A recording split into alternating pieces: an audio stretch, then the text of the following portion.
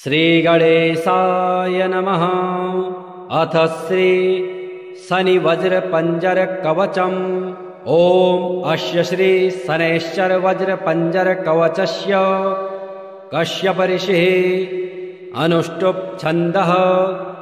श्री शनैश्चर देवता श्री शनैश्चर प्रीत्यर्थे पाठे विनियोगः। ध्यानम् नीलाम्बरो नीलवपुः किरीटी गिद्धस्थितस्त्रास करो धनुष्मान् चतुर्भुजः सूर्यसुतः प्रसन्ना सदा मम स्याद् वरदः प्रशान्तः। ब्रह्मा उवाच शृणुध्वा मृषयः सर्वे शनिपीडाहरं महत् कवचं शनिराजस्य सौरेरिदमनुत्तमम्। कवचं देवतावासं वज्रपञ्जरसंज्ञकं शनैश्चर प्रीतिकरं सर्वसौभाग्यदायकम्। ॐ शनैश्चरः पातु भालं मे सूर्यनन्दनः नेत्रे छायात्मजः पातु पातु कर्णो यमानुजः। नासां वैवस्वतः पातु मुखं मे भास्करः सदा स्निग्धकण्ठश्च मे कण्ठं भुजौ पातु महाभुजः। स्कन्धौ पातु शनिश्चैव करो पातु शुभप्रदः वक्षः पातु यमभ्राता कुक्षिं पातु शितस्तथा। नाभिं ग्रहपतिः पातु मन्दः पातु कटिं तथा ऊरो ममान्तकः पातु यमो जानुयुगं तथा। पादो मन्दगतिः पातु सर्वाङ्गं पातु पिप्पलः अङ्गोपाङ्गानि सर्वाणि रक्षेन्मे सूर्यनन्दनः। इति एतत् कवचं दिव्यं पठेत् सूर्यसुतस्य यः न तस्य जायते पीडा प्रीतो भवति सूर्यजः। व्ययश्जन्म द्वितीयस्तु मृत्युस्थानगतोऽपि वा कलत्रस्थो गतो वापि सुप्रीतस्तु सदा शनिः। अष्टमस्थे सूर्यसुते व्यये जन्म द्वितीयगे कवचं पठते नित्यं न पीडा जायते क्वचित्। इति एतत् कवचं दिव्यं सौरैर्यन्निर्मितं पुरा द्वादशाष्टमजन्मस्थ दोषान् नाशयते सदा। जन्मलग्नस्थितान् दोषान् सर्वान् नाशयते प्रभुः। ध्यानम् नीलाम्बरो नीलवपुः किरीटी गिद्धस्थितस्त्रास करो धनुष्मान् चतुर्भुजः सूर्यसुतः प्रसन्ना सदा मम स्याद् वरदः प्रशान्तः। ब्रह्मा उवाच शृणुध्वा मृषयः सर्वे शनिपीडाहरं महत् कवचं शनिराजस्य सौरेरिदमनुत्तमम्। कवचं देवतावासं वज्रपञ्जरसंज्ञकं शनैश्चर प्रीतिकरं सर्वसौभाग्यदायकम्। ॐ शनैश्चरः पातु भालं मे सूर्यनन्दनः नेत्रे छायात्मजः पातु पातु कर्णो यमानुजः। नासां वैवस्वतः पातु मुखं मे भास्करः सदा स्निग्धकण्ठश्च मे कण्ठं भुजौ पातु महाभुजः।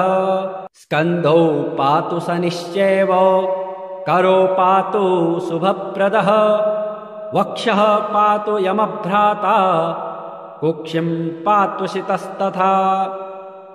नाभिं ग्रहपतिः पातु मन्दः पातु कटिं तथा ऊरो ममान्तकः पातु यमो जानुयुगं तथा।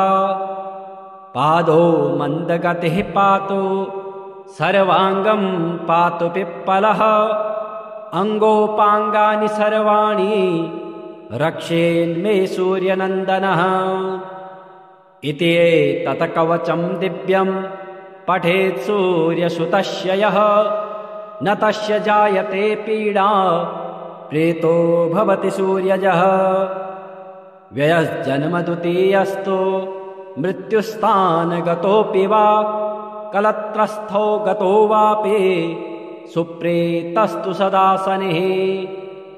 अष्टमस्थे सूर्यसुते व्यये जन्म द्वितीयगे कवचं पठते नित्यं न पीडा जायते क्वचित्। इति एतत् कवचं दिव्यं शौरैर्यन्निर्मितं पुरा द्वादशाष्टमजन्मस्थ दोषान् नाशयते सदा। जन्मलग्नस्थितान् दोषान् सर्वान् नाशयते प्रभुः।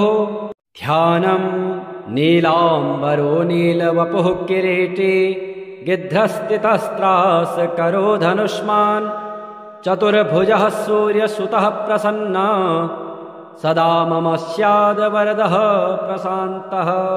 ब्रह्मा उवाच शृणुध्वमृषयः सर्वे शनिपीडाहरं महत् कवचं शनिराजस्य शौरेरिदमनुत्तमम्।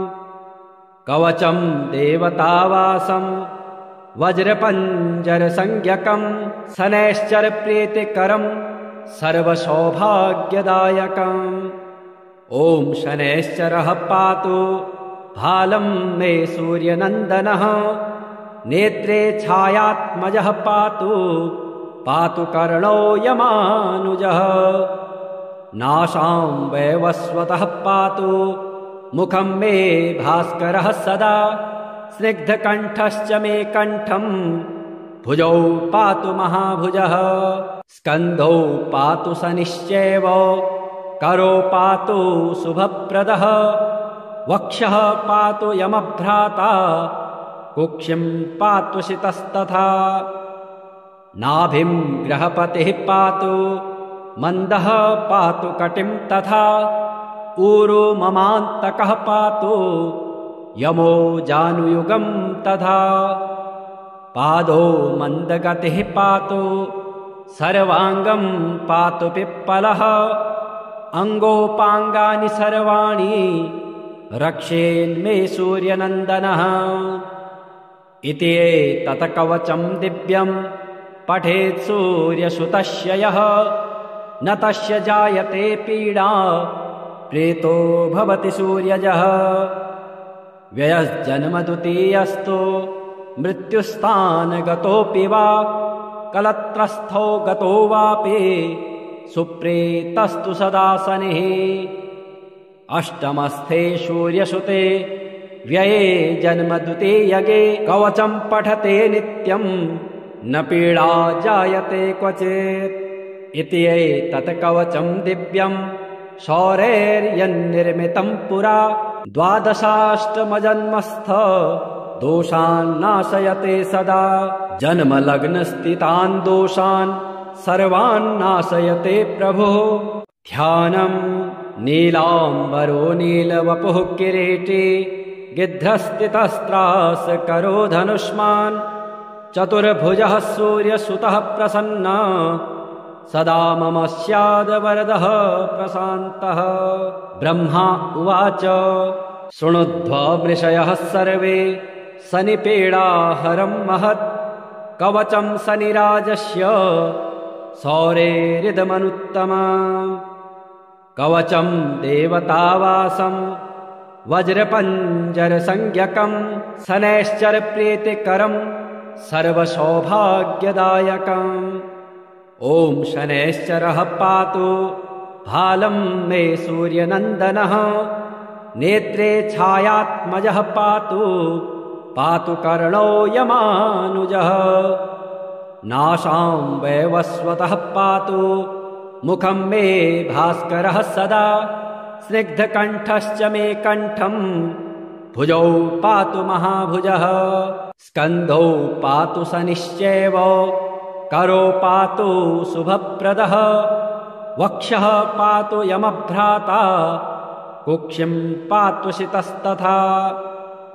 नाभिं ग्रहपतिः पातु मन्दः पातु कटिं तथा ऊरो ममान्तकः पातु यमो जानुयुगं तथा पादो मन्दगतिः पातु सर्वाङ्गं पातु पिप्पलः अङ्गोपाङ्गानि सर्वाणि रक्षेन्मे सूर्यनन्दनः इति एतत् कवचं दिव्यं पठेत् सूर्यसुतस्य यः न तस्य जायते पीडा प्रेतो भवति सूर्यजः व्ययस्जन्मद्वितीयस्तु मृत्युस्थानगतोऽपि वा कलत्रस्थो गतो वापि सुप्रेतस्तु सदा शनिः अष्टमस्थे सूर्यसुते व्यये जन्मद्वितीयगे कवचं पठते नित्यं न पीडा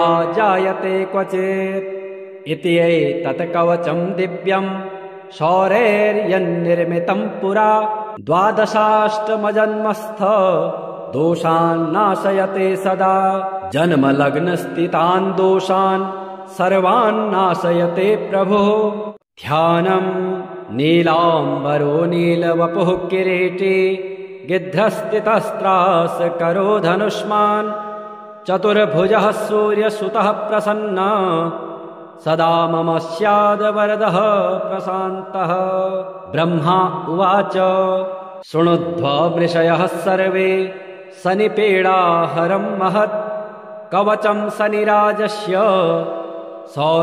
सौरेरिदमनुत्तमम् कवचं देवतावासं वज्रपञ्जरसंज्ञकं शनैश्चरप्रीतिकरं सर्वसौभाग्यदायकम् ॐ शनैश्चरः पातु भालं मे सूर्यनन्दनः नेत्रे छायात्मजः पातु पातु कर्णो यमानुजः नासां वैवस्वतः पातु मुखं मे भास्करः सदा स्निग्धकण्ठश्च मे कण्ठं भुजौ पातु महाभुजः स्कन्धौ पातु शनिश्चैव करो पातु शुभप्रदः वक्षः पातु यमभ्राता कुक्षिं पातु शितस्तथा नाभिं ग्रहपतिः पातु मन्दः पातु कटिं तथा ऊरो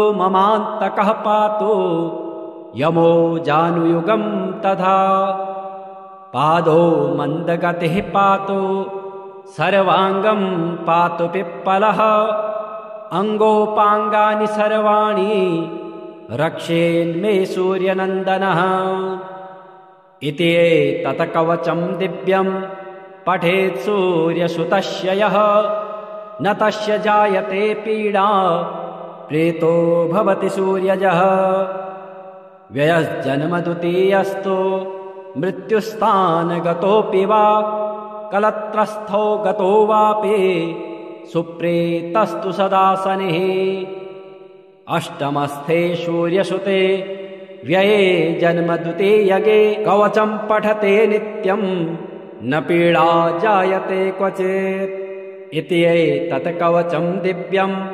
शौरेर्यन्निर्मितं पुरा द्वादशाष्टमजन्मस्थ दोषान् नाशयते सदा जन्मलग्नस्थितान् दोषान् सर्वान् नाशयते प्रभुः ध्यानं नीलाम्बरो नीलवपुः किरीटी गिध्रस्थितस्त्रास करो धनुष्मान् चतुर्भुजः सूर्यसुतः प्रसन्ना सदा मम स्याद्वरदः प्रशान्तः ब्रह्मा उवाच शृणुध्वमृषयः सर्वे शनिपीडाहरं महत् कवचं शनिराजस्य सौरेरिदमनुत्तमम् कवचं देवतावासं वज्रपञ्जरसंज्ञकं शनैश्चरप्रीतिकरं सर्वसौभाग्यदायकम् ॐ शनैश्चरः पातु भालं मे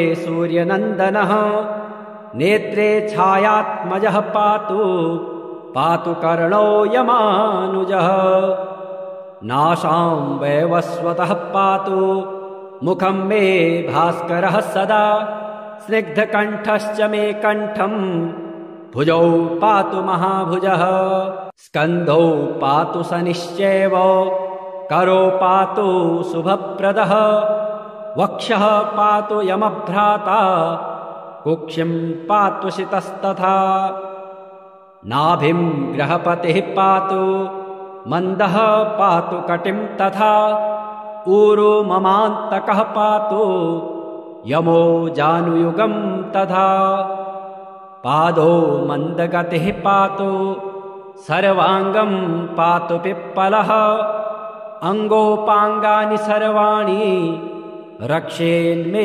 सूर्यनन्दनः इति एतत् कवचं दिव्यं पठेत् सूर्यसुतस्य यः न तस्य जायते पीडा प्रेतो भवति सूर्यजः व्ययस्जन्मद्वितीयस्तु मृत्युस्थानगतोऽपि वा कलत्रस्थो गतो वापि सुप्रेतस्तु सदा शनिः अष्टमस्थे सूर्यसुते व्यये जन्मद्वितीयगे कवचं पठते नित्यं न पीडा जायते क्वचित् इति एतत् कवचं दिव्यं शौरेर्यन्निर्मितं पुरा द्वादशाष्टमजन्मस्थ दोषान् नाशयते सदा जन्मलग्नस्थितान् दोषान् सर्वान् नाशयते प्रभुः ध्यानं नीलाम्बरो नीलवपुः किरीटी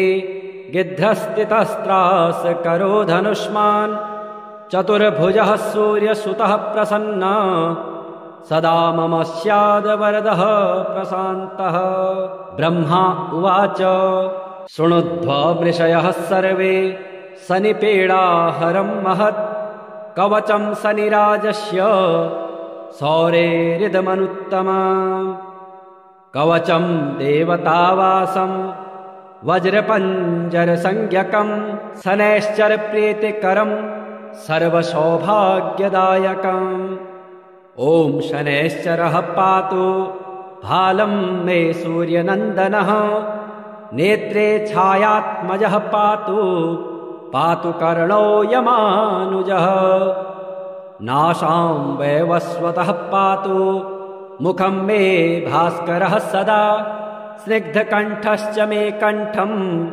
भुजौ पातु महाभुजः स्कन्धौ पातु शनिश्चैव करो पातु शुभप्रदः वक्षः पातु यमभ्राता कुक्षिं पातु शितस्तथा नाभिं ग्रहपतिः पातु मन्दः पातु कटिं तथा ऊरो ममान्तकः पातु यमो जानुयुगं तथा पादो मन्दगतिः पातु सर्वाङ्गं पातु पिप्पलः अङ्गोपाङ्गानि सर्वाणि रक्षेन्मे सूर्यनन्दनः इति एतत् कवचं दिव्यं पठेत् सूर्यसुतस्य यः न तस्य जायते पीडा प्रेतो भवति सूर्यजः व्ययस्जन्मद्वितीयस्तु मृत्युस्थानगतोऽपि वा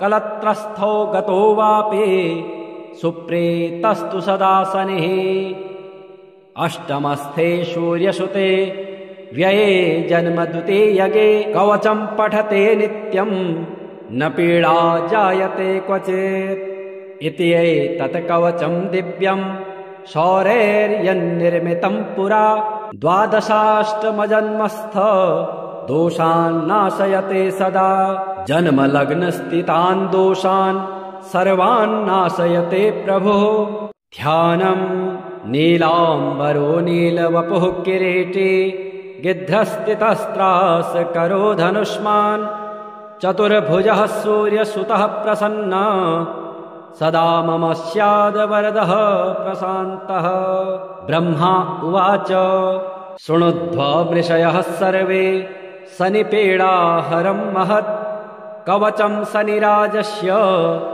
सौरेरिदमनुत्तमम् कवचं देवतावासं वज्रपञ्जरसंज्ञकं शनैश्चरप्रीतिकरं सर्वसौभाग्यदायकम् ॐ शनैश्चरः पातु भालं मे सूर्यनन्दनः नेत्रे छायात्मजः पातु पातु कर्णो यमानुजः नासां वैवस्वतः पातु मुखं मे भास्करः सदा स्निग्धकण्ठश्च मे कण्ठं भुजौ पातु महाभुजः स्कन्धौ पातु शनिश्चैव करो पातु शुभप्रदः वक्षः पातु यमभ्राता कुक्षिं पातु शितस्तथा नाभिं ग्रहपतिः पातु मन्दः पातु कटिं तथा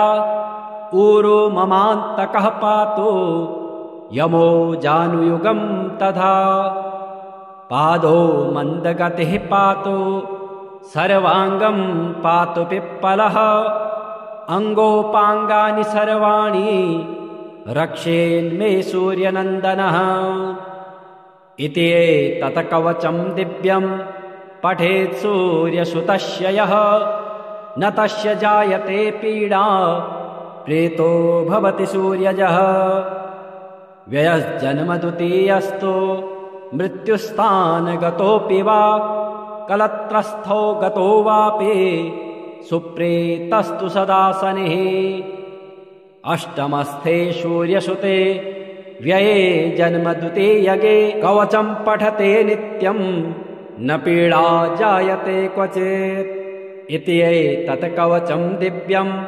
शौरेर्यन्निर्मितं पुरा द्वादशाष्टमजन्मस्थ दोषान् नाशयते सदा जन्मलग्नस्थितान् दोषान् सर्वान् नाशयते प्रभुः।